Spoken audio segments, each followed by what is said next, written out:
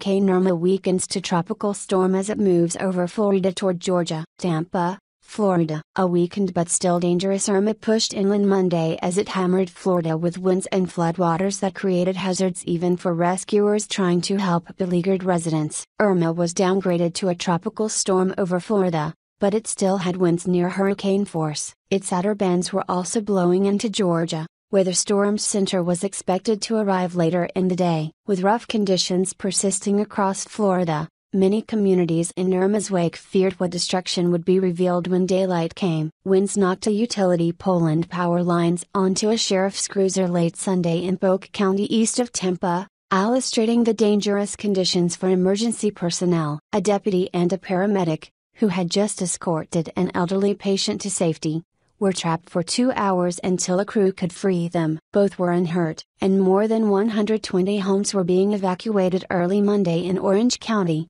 just outside the city of Orlando, as floodwaters started to pour in. Firefighters and the National Guard were going door to door and using boats to ferry families to safety. A few miles away, 30 others had to be evacuated when a 60-foot sinkhole opened up under an apartment building. No injuries were reported in either case. In Redington Shores west of Tampa, attorney Carl Roberts spent a sleepless night riding out Irma in his 17th-floor beachfront condo. After losing power late Sunday, he made it through the worst of the storm shaken but unhurt. The hurricane winds lashed the shutters violently throughout the night, he wrote in a text message, making sleep impossible. As morning broke, he couldn't open the electric shutters to see outside. "It's so dark in here," he said. Nearly 4.5 million homes and businesses across Florida lost power, and utility officials said it will take weeks to restore electricity to everyone. More than 100,000 were in the dark in Georgia. Irma's center was about 105 miles,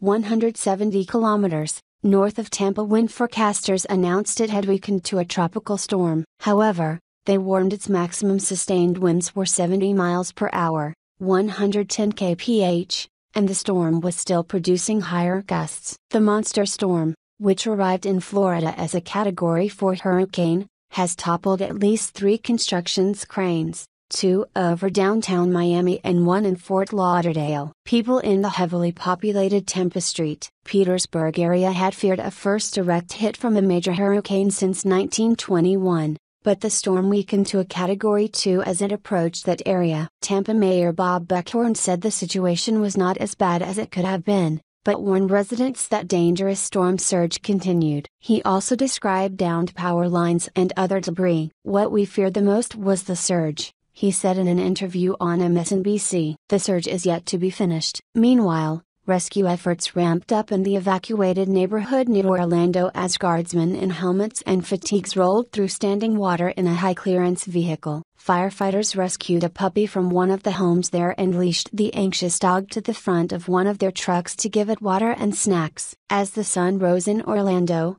many tried to survey the damage, but authorities warned that conditions remain dangerous and asked people not to venture outside because of a curfew. No deaths in Florida were immediately linked to the storm. In the Caribbean, at least 24 people were killed during Irma's destructive trek across exclusive islands known as the vacation playground for the rich. In one of the largest U.S. evacuations, nearly 7 million people in the Southeast were warned to seek shelter, including 6.4 million in Florida alone. More than 200,000 people waited in shelters across Florida. Next, Irma is expected to push into Georgia, Alabama, Mississippi, Tennessee and beyond. A tropical storm warning was issued for the first time ever in Atlanta, where many schools canceled classes. Brian Kuhn, Florida's emergency management director, said late Sunday that authorities had only scattered information about damage. "I've not heard of catastrophic damage. It doesn't mean it doesn't exist. It means it hasn't gotten to us yet,"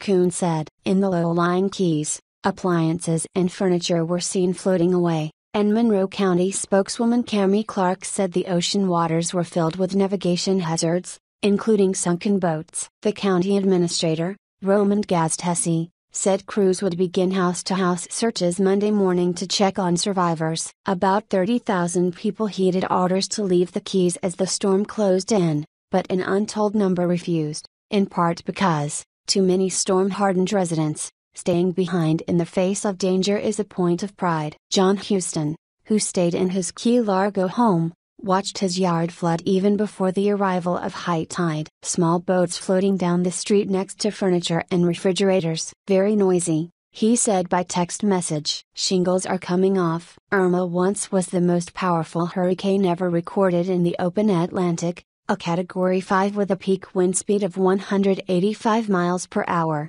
300 kph. For days, forecasters had warned Irma was taking dead aim at Florida. Irma made landfall as a Category 4 hurricane Sunday morning at Cudjoe Key, not far from Key West. It then rounded Florida's southwestern corner and hugged the coast closely as it pushed north. Millions of people in Florida woke up without power on Monday morning as Hurricane Irma tears through the state, leaving a trail of flooding and devastation in its wake. The storm made landfall in the continental U.S. on Sunday after ripping through the Caribbean as a Category 5 storm late last week. Wind speeds had slowed by the time Irma reached the Florida Keys on Sunday, and the storm had been downgraded to Category 4. Heavy rains and wind gusts reportedly in excess of 150 miles per hour still wreaked havoc on the region as millions in the storm's path were ordered to evacuate. At 5 o'clock a.m. ET on Monday morning, the National Hurricane Center downgraded Irma to a Category 1 storm, though it continues to batter northern Florida with heavy rains and sustained wind speeds of 75 miles per hour at its center. Local newscasters spent all weekend chasing the storm, but in the age of social media, the most harrowing footage of Hurricane Irma comes from individuals in the region. Twitter and Facebook users across the Caribbean and Florida posted footage of the monster storm as it tore through the region. The resulting videos are incredible and heart-wrenching, and we have embedded some of the most incredible scenes we've come across in this post. Much of the footage shows Hurricane Irma as it flexed its muscle, with battering rains and wind gusts that were strong enough to down trees and even rip roofs off of buildings. Devastating flooding could also be observed in many of the videos. Hurricane Irma was getting weaker as it moved over the western Florida peninsula early Monday and has since weakened to a tropical storm. Irma hit Florida on Sunday as a powerful Category 4 hurricane, hammering much of the state with roof-ripping winds, gushing floodwaters and widespread power outages. More Hurricane Irma headlines. Hurricane Irma makes landfall on Cudjoe Key. Download the local 10 Hurricane Survival Guide. By 8 a.m. Monday,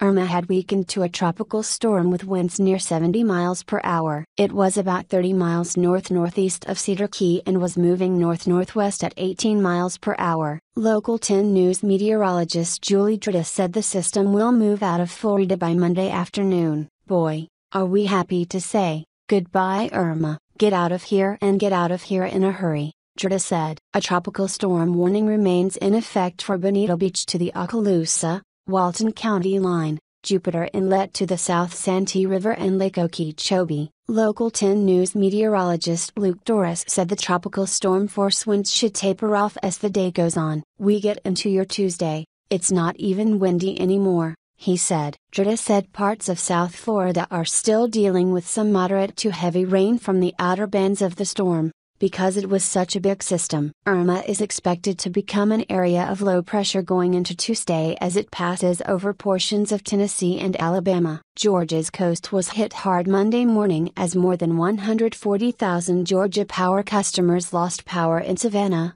Brunswick, Street, Simon South and Street. Marys, the AJC reported. Metro Atlanta, under its first ever tropical storm warning, is bracing for life-threatening storm surge, cold rains and strong winds after Gov. Nathan Deal declared a state of emergency in all 159 Georgia counties. Through our early morning hours, heavy downpours will be starting, bands of rain will come through, strong winds will begin to pick up in the area, and we could have as much as 4 to 6 or more inches of rain across North Georgia, Channel 2 Action News meteorologist Karen Minton said Monday morning. Metro Atlanta is set to experience the direct hit on Monday afternoon through Tuesday, According to current models from Channel 2 Action News, Irma carried its fierce winds and battering rain over northwestern Florida after daybreak on Monday, and the monster storm now is starting to wreak a flash flooding emergency in Jacksonville and windy and wet havoc across the eastern Florida panhandle and southern Georgia. With sustained winds of 70 miles per hour and centered about 105 miles north-northwest of Tampa,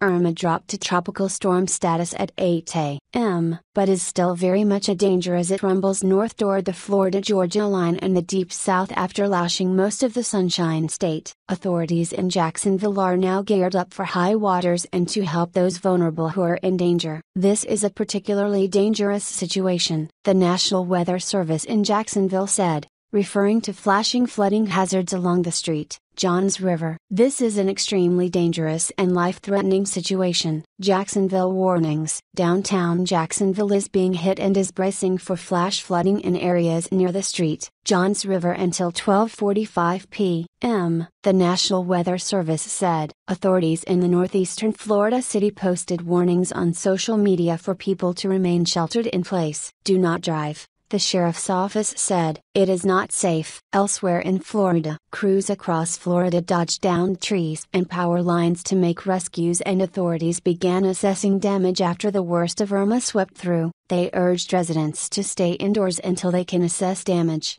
clear roads and bring power to millions. There are more than 5.8 million customers without power in Florida, the Division of Emergency Management said. The city of Tallahassee, Florida's capital, has just announced that it is pulling power crews off the streets until Irma's winds have passed and told workers to get to safe spots. Storm surge warnings in Florida were in effect for the South Santee River southward to the Flagler, Volusia County line, Cape Sable northward to the Occoquan River, and Tampa Bay. A tropical storm warning was in effect for Bonito Beach to the Okaloosa, Walton County line, Jupiter Inlet to the South Santee River and Lake Okeechobee, into Georgia. The forecast track has the center of the storm moving near the northwestern coast of the Florida Peninsula on Monday morning, crossing the eastern Florida Panhandle into southern Georgia on Monday afternoon. Wind hazards from Irma will spread through Georgia and into parts of Alabama, Tennessee, South Carolina and North Carolina,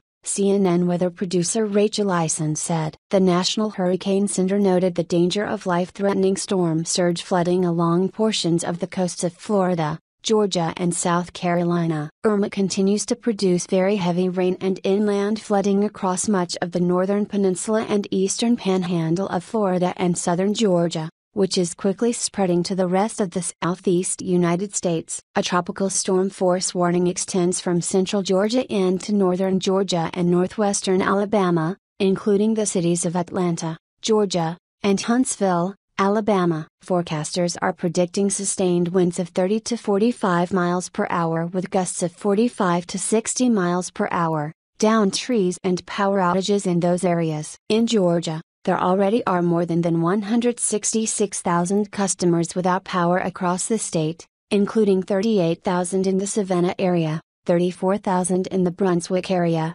12,000 near Valdosta and 12,000 near the Florida-Georgia line. Gov. Nathan Deal declared a state of emergency for all of Georgia's 159 counties and ordered that the state government will be shut Monday and Tuesday for all employees except essential personnel. Schools were closed Monday in many parts of Georgia. In Metro Atlanta, MARTA suspended its Monday bus and rail service ahead of the storm. Atlanta Mayor Kazim Reed has opened an emergency shelter and urged residents to stay off the roads. South Carolina is geared up for the storm. State government offices are closed in several counties and authorities are posting a guide on how to prepare for the deluge. In Alabama, Gov. KIV issued a directive permitting state offices in certain counties to close Monday. In all other counties, each state and local agency head is authorized to make closure determinations based on local weather conditions, she said in a memorandum. Rainfall and tornadoes. There will be rain accumulations into Wednesday, the Hurricane Center said Monday, in parts of Florida, Georgia, Alabama, South Carolina, Mississippi and North Carolina. A few tornadoes are possible across northeast Florida and southeast portions of Georgia and South Carolina through tonight, the Hurricane Center said.